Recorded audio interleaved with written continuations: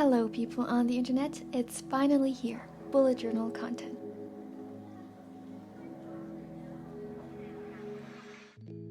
Before we get started, here are almost all the items I've used in today's video. Me being me, I forgot a few fine liners, but don't worry, you will find detailed information on the products in the description box as well, so make sure to check that out. This setup is a little different from my previous setup. While washi tapes and markers aren't that much of a big deal, by the way, I have been using these Tombow markers for years now, and they're my absolute favorite go-to markers. Hashtag not sponsored, just loving good products. I'm also using stamps for the first time in my bullet journal. Autocorrect. What have you done? The ones I'm showing you are sadly not available anymore as the shop closed down, but I'm sure you can find similar alphabet stamps from many shops around the internet if you also want to dive into stamping. It's highly addictive.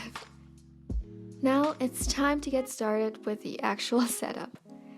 When it comes to my working process, I like to work in layers according to the medium I'm using instead of page by page. This saves me a lot of time by not having to wait for one layer to dry, and also eases my workflow as I'm using one medium after another, so I can store away certain items after having worked with them instead of having everything on my desk at all times. I like to call the first step in my process the base or foundation. This is mostly the line art process and also where I usually have to concentrate the most because I mess up this part so freaking easily, it's really annoying. When I did this yearly overview page last year, it nearly broke me. I wanted to use a stamp instead of writing everything by hand, and I was so excited to do it, but because the stamp was so small and detailed, the ink never ended up being evenly distributed. And also my filming space was a little different to the one I have now, so I had to almost crawl over my desk to film. I ended up messing up the spacing and so much more, and in the end, the whole process gave me so much anxiety that I eventually gave up filming on my 2019 setup. I know, dramatic, right? Especially considering the fact that it's just a planner after all. But here you have it, that's why I didn't upload a 2019 setup video, because I couldn't deal with one stamp. So to avoid that anxiety, I decided to go back to basics and just write the dates out. It was much easier and much more relaxing this time, and I also cut out pastel washi tape stripes to add some color because that's another story for me to share. You see, having been away for a year didn't diminish my need to talk about everything related to journals. It actually increased that, so I have some things to share. Before setting up my bullet journal, I really contemplated for a long time how I wanted to set this one up. Do I want to go minimalistic, black and white, or choose colors, and if yes, which colors? My old self would have gone with a minimalistic approach again because hey, it's the start of a new year, you'll end up most likely looking at these pages for a whole year, so you want to keep everything neutral to the eye. That's fair, but where's the fun in that? I already am going with a powder pink journal, so the time for black and white neutral minimalism is really over. I want to be brave and risk things, if not in life, then at least in my bullet journal, where there are basically no real-life consequences to my actions. If I end up disliking it throughout the year, bummer, I'll just start a new journal or get over myself. It really should be that easy, and it is that easy, it just took me a while to get there. I would call this whole setup pastel minimalism, as it's still fairly simple with just the right amount of fun pastel. Now going back to the actual footage, I find that writing on washi tape with friction gel pens, meaning ink that disappears with friction, is so much better than with actual gel pen. The friction ink dries faster and doesn't smudge as easily as normal gel ink. The next few pages are my future logs. They are a little different than my previous ones, which I never end up using somehow. They just never work for me, and I hope this layout does though, and I'm optimistic. I noticed that I like having an overview of the weeks themselves, and this layout allows me to add the week numbers while also providing space for me to write things down on the day they actually are supposed to happen. I never had that with my previous future logs, which kind of annoyed me because things were never in order. During this entire setup process, I use gel pens because I like how they feel when I'm writing and they provide the kind of detail that I just don't get with fine liners.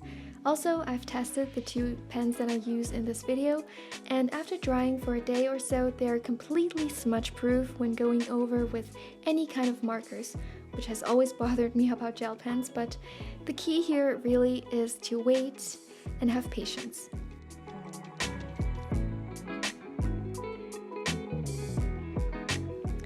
The next few pages don't need any line artwork, so let's skip them. This page here should really be called a reading tracker instead of reading goals, but we'll just let that slide, okay? Basically, I'm drawing 54 book spines to fill out throughout the entire year whenever I'm reading a book. My goal for 2020 is to read 54 books, which means almost one book a week, which should be doable, in my opinion. This is not an original idea, but it looks cute, it's simple to do, and serves its purpose. I'm not sure yet though if I'll write the title of the books into the spine or not. We'll see about that. I have been picking up books again as of July this year, and I never want to miss them again. Growing up, I was a huge bookworm, but because of uni stress, I've neglected reading for the last couple of years, which I'm not too happy about. I missed out on some great books that I'm currently catching up reading. But I am grateful that I'm back to reading again at all, and even if I don't end up reading 54 books, I'll be satisfied by reading even 10 books, as long as I don't lose this habit again.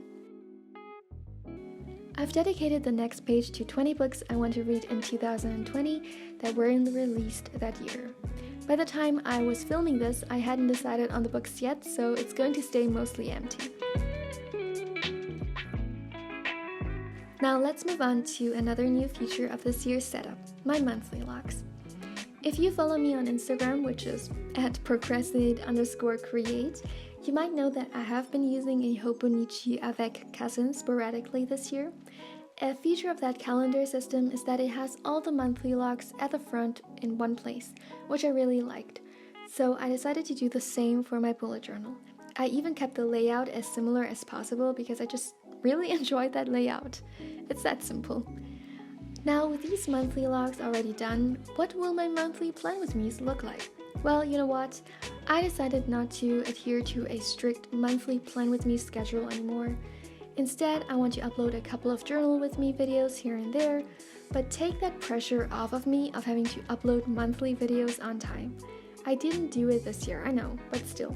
That thought of having to upload something but failing to meet the deadline really bothers me, and I don't want that in my life. So here's that. No monthly themes, but just me enjoying journaling again. Moving on to what I call the stamping, because it's mostly just me stamping. I bought most of these stamps that I'm using now this summer when one of my favorite small businesses closed down and had a huge sale.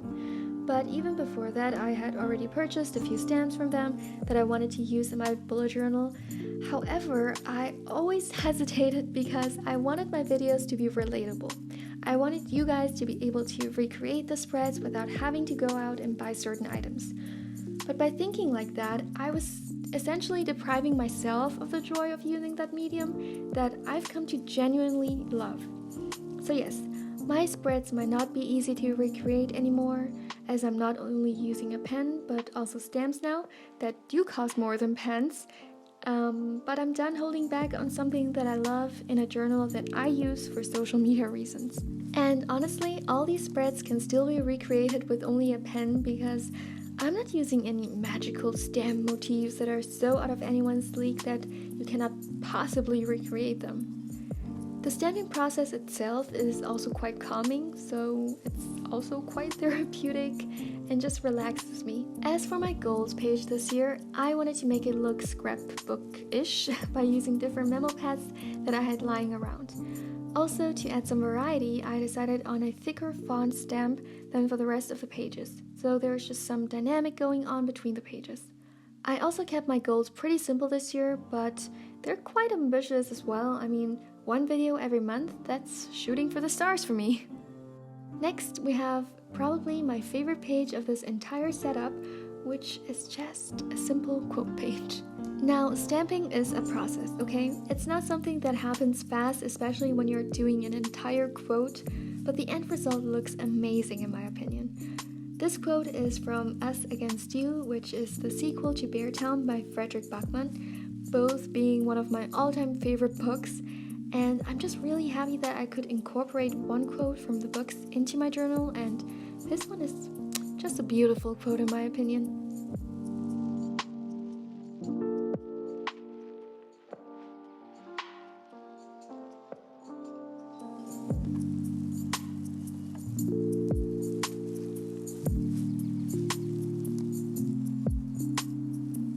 I have dedicated quite a few pages to reading this year because I want to be reminded to read, and I feel like I missed out on some pages I could have done, like an overview of all the books I read or listened to this year, but I guess I'll just do that in a monthly format. That works just as fine. The top 20 books to read in 2020 is also one of my favorite pages because aside from reading, I enjoy the process of sorting and planning my books. I mostly have ebooks and just a few physical copies of books I either really enjoyed as ebooks and definitely want to reread in the future, or just fell trapped to their beautiful covers. If you're interested to see which books I've chosen, then leave a comment down below and I'll either do a video or make an Instagram post about that matter. In 2020, I also want to read 12 classics, one for each month. I've never been much of a classics reader, but part of my reading journey is to try to widen my horizon and try books out that I usually wouldn't go for. I mean, what's there to lose besides time, maybe a little bit? I learn more about myself and my taste, and I can always just stop reading a book if I don't like it. No one's forcing me to read a book. I'm not in school anymore, luckily. Back to my monthly log. I edit the initials for the month and the numeric equivalent as the title, and also edit those little gray squares for the dates. Stamping the squares at some point almost turned me into a machine because I got so used to the movement, and I like how they turned out. The ink is mostly evenly distributed, which I don't get when I'm using a marker to fill out the square, but that might just be me and my skills. Now moving on to the final layer, which I would call the embellishment. I am adding details like colors, dates, etc., and this is the time to go all out. We've done the tedious work, or I've done the tedious work. That is enjoyable, don't get me wrong, but it's time to treat myself. I love stripes, so I thought why not also add that pattern to my titles. You can never have enough stripes in your life, even though my friend sometimes says that I look like a prisoner because I like to wear black and white stripes all the time, but yeah, I don't mind. I love me some good striped patterns. It's also time for me to glue in the various paper elements that I have going on and add decoration elements like stickers or washi tapes or washi tape stickers if you can't decide on either one.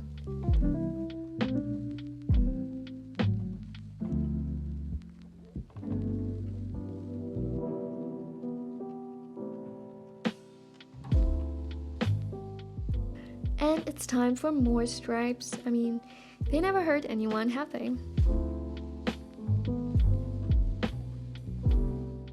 I'm also adding numbers now after the ink has dried. And there's also more gluing to do with all these little fake book covers of classic literature.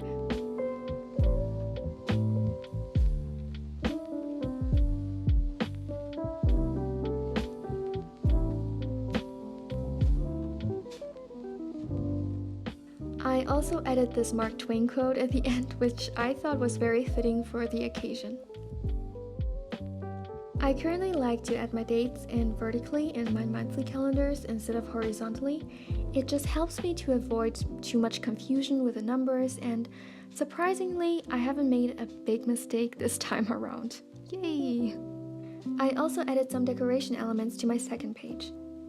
I love the stickers by the Taiwanese illustrator Bird Cone, and I will link her Pinkoi shop in my description box as well. For the longest time, I didn't want to use any stickers, not because I didn't like them, but because I didn't want to waste them. But if I don't use them, why buy them in the first place? So maybe that's another goal I should add to my list. Use the actual stuff you have. And finally, we are done with the setup. It's been a journey.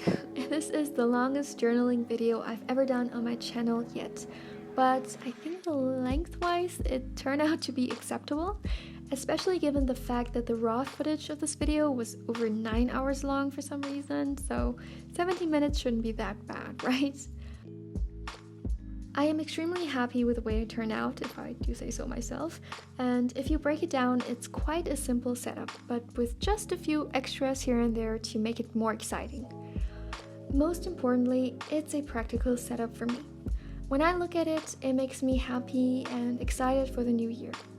2019 was a pretty miserable year for me, and 2020 will be a challenging year, but with this little journal of joy, I feel slightly more equipped to tackle the new challenges. Okay, who am I kidding? I will probably still be a mess, but a mess with a pretty journal, so I can pretend to have my shit together, at least for social media, right? Thank you so much for watching my video and sticking around this year. Your support, honestly, of my content and of me means so much to me. And I can't wait to see you guys in the new year. I hope that you guys take care of yourselves and never forget that everyone's a mess once in a while, or sometimes even for a longer while. So don't fret, we're not alone, you're not alone, and we'll get through all the stupid stuff together, and yes. And I'll see you guys very soon, hopefully.